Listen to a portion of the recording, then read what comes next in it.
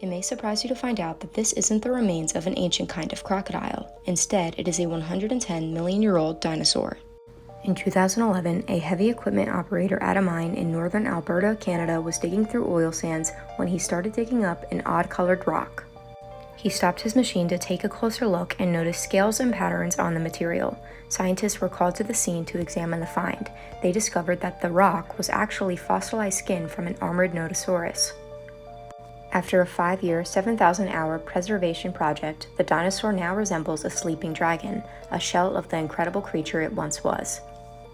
Once upon a time, this dinosaur was a gigantic 4-legged, 18-foot-long herbivore, covered in spiky, plated armor. Using mass spectrometry techniques, researchers were able to detect pigments on the scales on the dinosaur.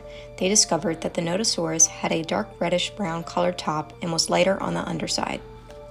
Scientists think that this may have been an early kind of color shading, a camouflage technique that uses two tones to protect against predators.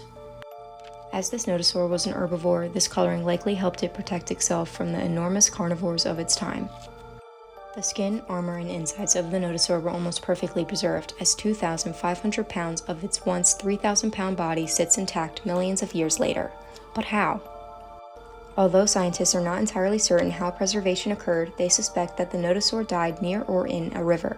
From here, it could have floated out to sea, where it sunk to the ocean floor and was preserved. Many scientists call the creature the Mona Lisa of dinosaurs. It can be visited at the Royal Tyrrell Museum of Paleontology in Alberta, Canada.